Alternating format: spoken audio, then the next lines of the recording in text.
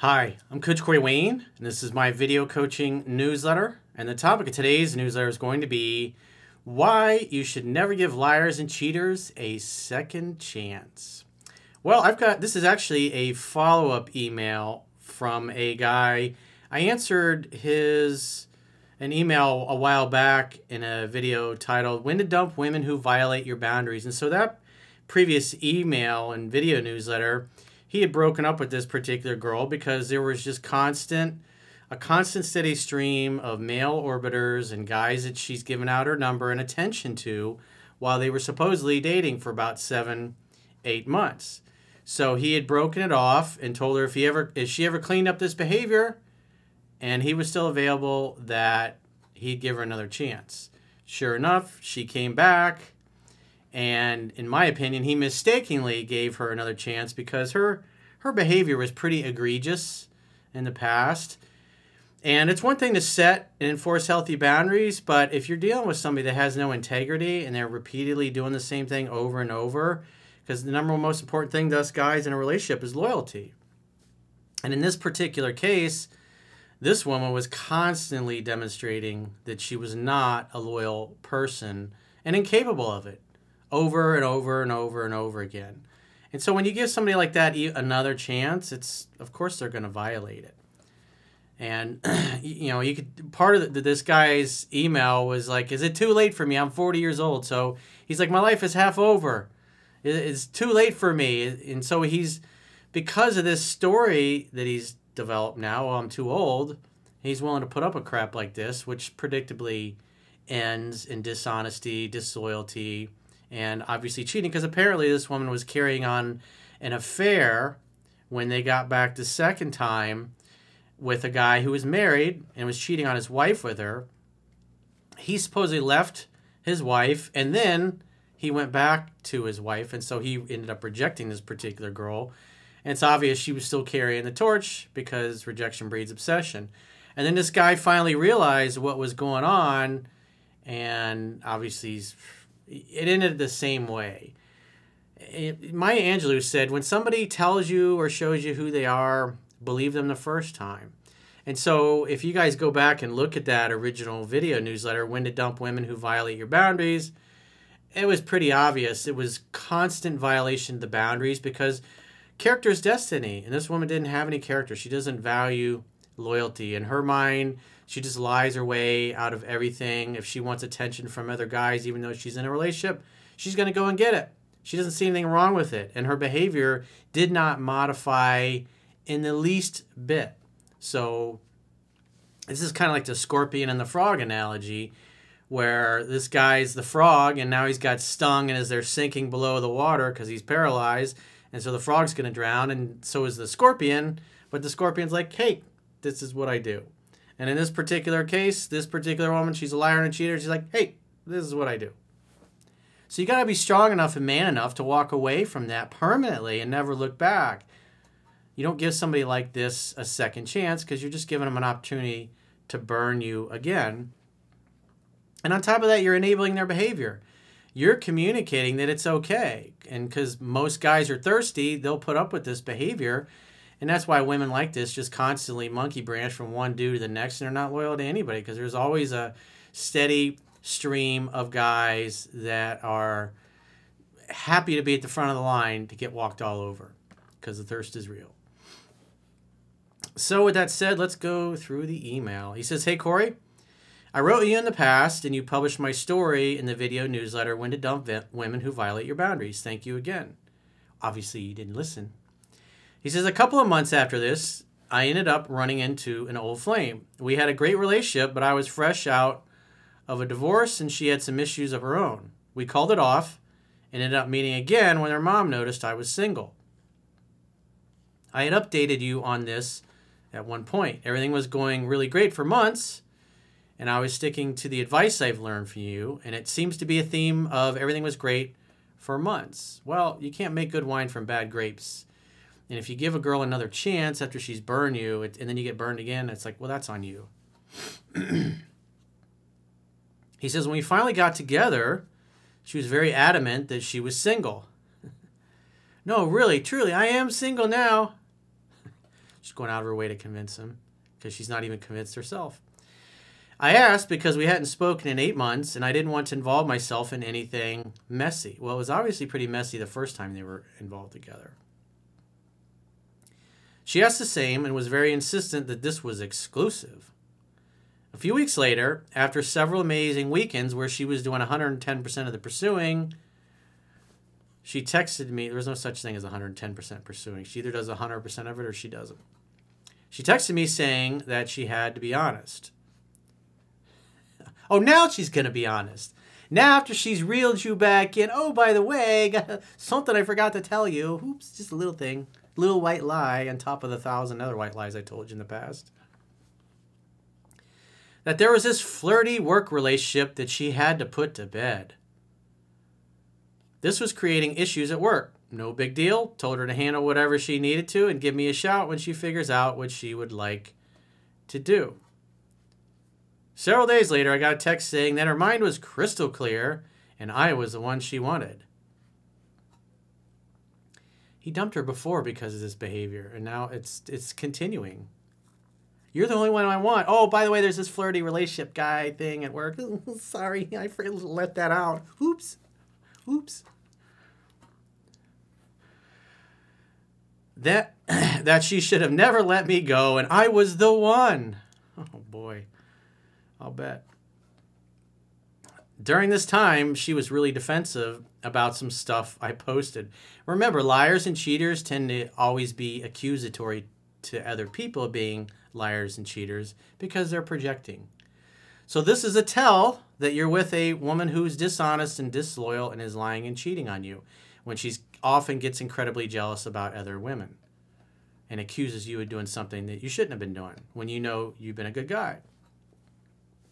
So when that happens, if you're dating a girl and she becomes that way, the hairs in the back of your neck should stand up.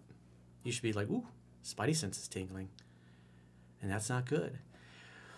A picture in particular with some friends of mine, she asked me to pull it down because it looked like I was involved with one of the girls. I saw her point and pulled the photo. Well. Then this will become important later on as to her manipulating. Like you didn't figure out the first time around she was a manipulator? Or maybe being guilty. Well, I would agree with that too. Whichever way you want to see it. She's a liar and she's a cheater and she's guilty, obviously. And she's projecting. He says the next few months were wonderful. Zero indication of anything wrong. Over the past 2 weeks, I noticed her mentioning a guy's name a lot. Yeah, that's not good. This was the same behavior. Remember in the past, he had broken up with her because constant male orbiters. Everything's great. Now all of a sudden, now she's talking about some dude at work. A lot. So what does that tell you? She ain't changed. People don't change. They may become a better version of who they are, but they don't change. This woman, all she's going to do is become a better liar as she gets older and become more clever at hiding it. He says, I didn't let on that it bothered me and did some digging. Over the past weekend, she came home late Friday and referred to the guy again as her work friend. He's just a work friend. You don't have to worry about him. And asked me if it bothered me. I told her no. Yeah, I probably wouldn't have said that. It just, again, this is kind of like you're just putting the blinders on and not just pretending like it's not happening, even though this is what led to you breaking it off the first time with her. The following day, we attended her work Christmas party, and I knew who the guy was at this point. We entered the room. He immediately started whispering with her receptionist and left. The alarm bells really started going off. I did something I probably shouldn't have and went through her phone while we were asleep that night. Sherlock Holmes to the rescue. Sherlock Phones. Sherlock Phones to the rescue. What I found was it was much more than a flirty work relationship. No way! That can't be! I'm shocked! I'm shocked, I tell you. You ever see Casablanca? There's a scene where the guy's like, I'm shocked, I tell you. Going back Going back to when we started being exclusive, she was texting her friends talking about how heartbroken she was over him not wanting her. She was still messaging him romantic things when we were exclusive. I just can't believe it. I'm shocked. You mean the woman from the previous email with all the male orbiters and the constant inviting attention from other dudes? It's still going on, even though you're exclusive? Oh, this is so shocking. Inviting him over and saying very similar things to him as she was to me. Well, hey, the lines work. Might as well reuse them. That was super hurtful. Apparently, the guy left his wife. They got together. He dumped her and went back to his wife. Then the guy and his wife broke up again about the same time she started mentioning his name. So he becomes available and he starts messaging her. So liars and cheaters, he lied and cheated to his wife. She lied and cheated to you. And now that he's available, this hoe ain't loyal to nobody. Long story short, I confronted her and ended the relationship. She continued to lie. Oh, I can't believe it. She's still lying, huh? Insisting it was just a flirty work thing. Oh, yeah, it's just a flirty work thing, sure. And she had never even kissed him. Oh, sure, totally believable. Yeah. Yep, sure, totally. From how upset she was and how she continued to pursue him while she was with me, I knew it was a lie. I couldn't get past the lies and manipulation. Well, you should have never given her a second chance, and this is why, because she did the same thing. And you enabled her behavior, reinforcing to her that there's no consequences. Besides, she'll just bounce back to him. There's no consequences because he's willing to cheat, and now they can cheat on each other. 95% chance that the two of them will cheat on each other at some point. That's just how they roll. That's the karma. It's a nice karmic loop that you should permanently remove yourself from. He says, also, I couldn't get past her saying similar things to both of us. Again, like I was saying, those are good lines. They obviously worked. You know, it's like pickup artists that use to say, hey, the lines work. It's like, you know, the stuff I say in my book, I still use it word for word. Hey, I think you need to get over with it. Come over and kiss me. It's like, I've gotten thousands of emails over the years. Guys use that same line, and not once has a girl going, that's out of Corey Wayne's book. That's a line. It works. Might as well use it. Can't fault the girl for her game. She's got one-liners at work. Why not? Got to recycle them. Because to each guy, it's a completely new thing. The way I looked at it was she didn't choose me. She was out of options and settled for me. Well, that's what the way a loser would think. You should take it as a compliment when a woman wants you and desires you. Besides, at the end of the day, you acted like a chump anyways. She knew she could walk all over you and you'd take her back, which you obviously did. So you deserved it. You threw yourself in the ground and said, oh, please use me as a doormat, Your Highness. Just go ahead and wipe those feet on my brand new white jacket. It's fine. I love you. You're the one for me. The night she was making me feel guilty about posting photos, she was texting him to come over. Remember what I said earlier about projection? She's upset about the photos because she's a liar and a cheater.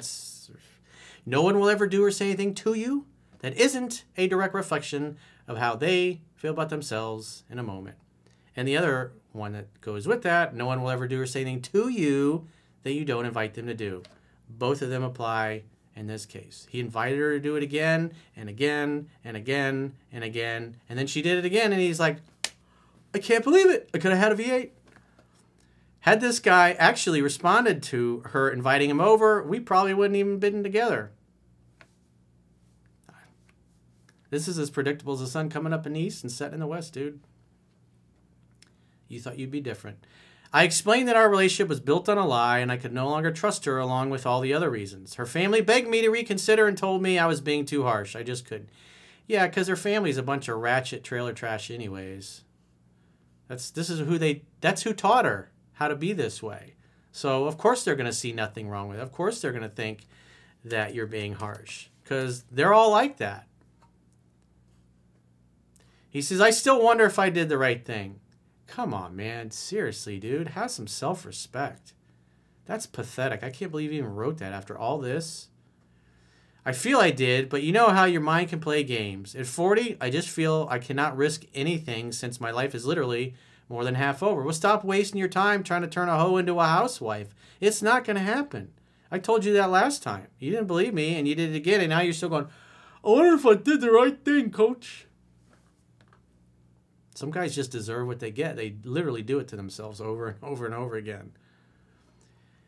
I've been divorced and spent 10 years in a bad marriage because of similar issues. Your problem is that you keep hanging out with low-quality women thinking you're going to change them or save them or fix them or be Captain Save-A-Ho. So you wasted 10 years with the ex, and then you wasted the better part of a year with this ratchet. You know, or a year and a half, however long it was that you guys both saw each other. But, I mean, you can ignore reality, but you can't ignore the consequences of ignoring reality, which you are now stinging from. It sucks. I feel for you. But you got to dip on women when you notice this behavior. You don't just stick around and waste months of your life. And so the reason why you feel like at 40 it's too late for you, because you're wasting your time with low-quality trailer trash women. Simple as that. This is a hookup girl. This is a party girl. This is a girl you hook up with. You bang a few times. You're like, my dry spell's over, and then you move on to the next. You don't sit around and try to turn this in a hoe into a housewife and thinking you're going to save her or fix her. That's absurd. He says, things feel really hopeless dating-wise, as this is all I hear about and I've encountered it myself. I'd be interested to hear your opinion on all of it. Again, your problem is that you're not disengaging from low-quality people. And so you wasted over 10 years of your life with two low-quality women. I would say probably, I guess, it's about 12 years, 12, 13 years that you wasted of your life with two women that you should have dipped on within a few weeks of meeting them because you didn't pre-screen them properly. You got to see reality as it is, not better than it is. If I were you, I'd be following what's in the book. Read it 10 to 15 times and actually apply it, because you're trying to fix somebody that's just simply not fixable. And so your pattern is to make excuses for girls that you think you're going to save. You're looking for integrity. Easygoing, easy to get along with. Does she keep her word? I mean, when chicks got dozens of male orbiters and a thirst trap Instagram and is constantly seeking attention and validation from other men, constantly posting pictures, and then you think you're going to make that into a respectable wife? It's like, no. Girls with daddy issues like that, very rarely are they anything more than somebody to have a fun hookup with.